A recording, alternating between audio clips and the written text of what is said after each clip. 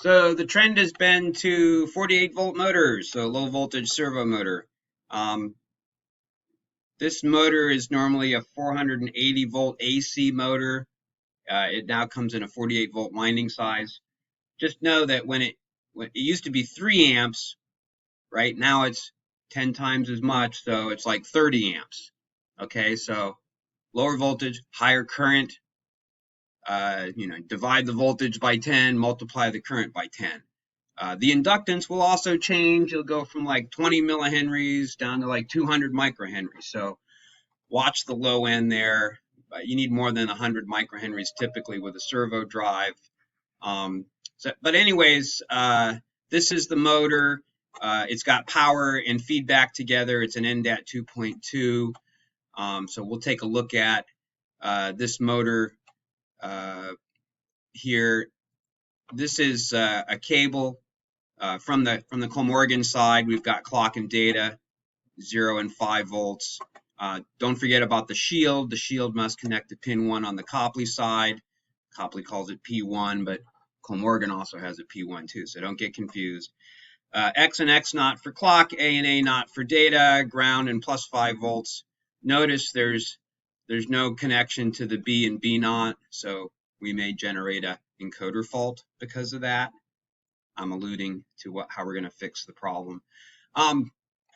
So the Ethernet cable brings the feedback, the motor power comes in. The inner shield should not connect to the case of the motor, so I got to double check that. I don't have any problems now, so whatever they did is probably okay, but the outer shield must go to the motor case and to the Copley, and the inner shield must be connected to frame ground at the Copley. And you can see we had to adapt to the 15-pin D sub on the end here and move the motor power earth, and if there's a break, then the break comes over.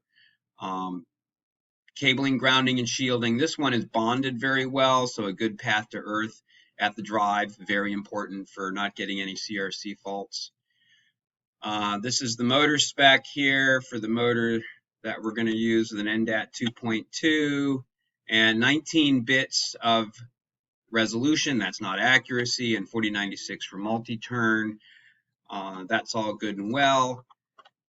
So let's take a look at the motor that I actually have, which is another 480 volt. It separated the feedback from the power. This is traditional, although the motor I have has it bundled together. It's okay. It seems to work. You just have to be very careful with cabling, grounding, and shielding. We can talk about that at another time. But I look up the winding here, the winding specification here. We'll talk about the voltage, the newtons, peak and continuous, the amps RMS, times the square root of 2 for the Copley. Even Newton meters per amp RMS can be entered. This is the winding characteristic, electrical, ohms, resistance, inductance, Newton meters per amp RMS, which you can enter, and then it converts it. Anyways, we're going to take a quick peek at the configuration in CME, and you can see that brushless rotary. If there's a break, you select the break option. Endat, primary. The data is entered, or you can read it from there. Always do the servo loop rate if you're not just going to be in a current mode, so don't ever select this other option. There's no sine cosine on an Endat 2.2. That's unnecessary, but could be used for safety if you want to read something else. No feedback. Do not ignore your feedback device. If you have a bolt of lightning or arc welding, okay, maybe you can have some limit here, but it should work and not get CRC faults. We want to get CRC faults in the beginning so we can fix the cabling, grounding, shielding problems. Stopping to some speed and then turning the brake on, that's good. EtherCAT position mode, emulate it out. There's no way we're going to get to 500 megahertz, but if you go slow, you can emulate it out. The encoder count is 524,288 counts per rev, so that's a lot of counts per rev when you go fast. It says 3 pole pairs. That's a north pole and a south pole times 3. That's 6. It's a 6-pole motor. There's some inertia of the motor shaft plus some inertia of the brake. peak torque, continuous torque, theoretical max speed, which of course we won't be able to hit here because it's a 480 volt winding AC, and I got a 48 volt supply. The Newton meters per amp, RMS can be entered. You can see what it is, Newton meters per amp. My little trick is to set the volts per radians per second equal to the Newton meters per amp because it's physics, and then you can change it to whatever units you want. Inductance and resistance gets entered. We hit calculate, get the initial tuning parameters, and check the current loop bandwidth. There's a fault. Let's take care of that. This is the problem that we had with the first customer here using CME 8.0. I'm using 8.1, and the new feature is stop looking at input 6 for loss detection. So we just not configure this, and the feedback fault goes away. Now I can check out my current loop bandwidth. I have not phased yet, but this is just the current loop bandwidth based on the good data we put in. You should get about a kilohertz, plus or minus a couple hundred hertz. We'll crank up the tuning a little bit here. But tools, manual phasing, enable a vector of current, rotate it. If you have some offset here, this is what you'll see. Okay, now I'm going to just set the encoder to 0. Actually, not the encoder, but the drive's reading of position, just so we can see when we go forward, counts go up. And I have an offset of 90 degrees. So I enter 90, and that made it worse. So I enter minus 90, and now I'm phased. There's a little bit of lag when I go forward, a little bit lag when I go reverse. When I go forward, counts go up, and I can see my currents. My motor power wires are connected. Okay, never press set 0 button. That writes 0 to the encoder. Don't do it. We don't want to send the motor back or have every motor different. We will use absolute immediate home. We'll just say, okay, now that we're phased, we should be able to move the motor and do some tuning. Function generator, apply to the current loop, auto setup checkbox, hit start. Yeah, so maybe, maybe my gains were a little bit low. I'm just going to increase them a little bit. And that should get me about a kilohertz of current loop bandwidth. So you can check that out. So a little bit of roll off, nice kilohertz. Here's that an amp. So good bandwidth. If you're going to go fast, you need bandwidth. It's not a spindle, so we're not worried about that. We're going to look at the velocity loop tuning. I adjusted the XL and decel parameters to not be too high. This speed should be okay. This back and forth should be fine. If there's no load, if you have load, reduce this and reduce the XL. Auto setup checkbox, channel 3, current actual. I've already adjusted my gains, and note, I moved my pole from 2-pole to 1-pole to get a higher bandwidth. This oscillated without moving the pole, but once I moved the pole, I got some phase margin. So a little gain margin, a little phase margin. You'll see some, if the gain's too high, right, it breaks into oscillate. Oh, cut the gain in half. Too much gain. Oscillations go away. Good for stability. You can reduce this more for more gain margin. The integral is a little challenging. If the integral is too high, you'll see some integrator wind up. It's a little subjective to see, but right here it kind of overdoes it a little bit. You'll really see it when we do the position loop tuning. So let's do the position loop tuning. That's a quarter rev. 524.288 is a full rev.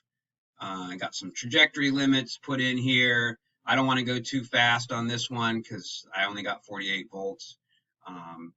We can go again, channel 3, current actual. But what we're looking for is the settling time after the trajectory move. So profile velocity and following error. So accelerate, run, decelerate, stop. You see how the over-integration occurred? It takes longer to settle. Cut this down. If it's too low, it'll take a while to integrate. So you can see the integral windup here. There. So yeah, maybe maybe a little bit more integration, but that's the basic for the tuning. I'd say this looks pretty good. plus or minus a few counts before the move. That's just the normal couple counts when it's quiet, and then move and settle within 10 counts, and it pretty much holds that position. So it's 2 to the 19 counts per rev, 524,288. So a couple of counts is no big deal. Sometimes when you have more counts, you just get a little bit bigger following error. At the end of the day, when you're done with tuning, you can save it to flash. You can see I'm in a program position mode, but actually in flash, it's in disabled mode. And then on power up or reset next time, I'll be ready for EtherCAT. And of course, you can always jog things. If you want to start off with your encoder at 0, just go absolute 0 move, and this thing will spin right around to 0. Actually, let me reset the drive. I saved to flash. On power up or reset and no homing, you can 0 the encoder. So again, let me not do any homing method. This is the position we're in without homing, so that's really what the encoder is for 0. Okay, so now I'm going to just go to absolute 0. So I'm at the 0 position. You see when I disable, it pulls to a little bit of a pole position there. That's fine, but basically it's in the 0 position. When I enable the drive, it's in an EtherCAT mode, waiting for the master. When I jog it, you can't use the master. Don't save this to flash. What else can I say? If I want this to be the 0 position, I do absolute immediate home, and I put in a minus whatever that position is, 471 minus 471, and you can see the homing is done on power up or reset. This will be 0. We'll do a reset. Oh, I forgot to save this to flash. Darn it.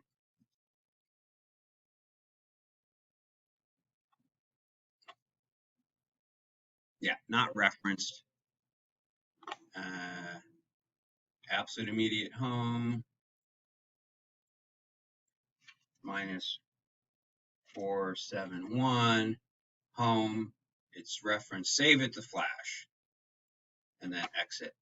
Okay, so referenced. I'm not at 0. I could move to 0. I'm going to reset the drive. When I come up, I'm with respect to the 0 position of which I had before I did absolute immediate home. And now we're calibrated to a new 0 position based on absolute immediate home.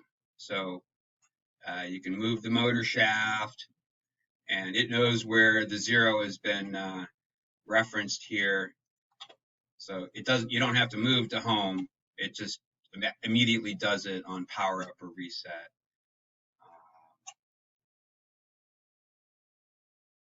There. So home has been referenced. If I want to recalibrate it, I got to go in here and set current position as home. Let's execute it and save it. And the idea is you need to know what does the encoder tell you for position? Well, don't do any homing and you'll get the reading from the encoder after a power up or reset. So no homing has been executed. Whatever this position is here, that's what the encoder says, right? So if you want this to be the 0 position, fine, make it a minus that position and then change it to absolute immediate home, execute it, and then save it, and then you're good to go. So I'm just going to leave this not referenced for now so I can calibrate it when it's hooked into the machine. Again, disable mode.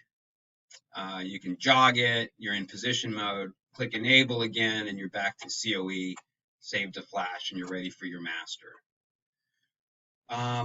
Okay, yeah, that's it then. Thanks for watching.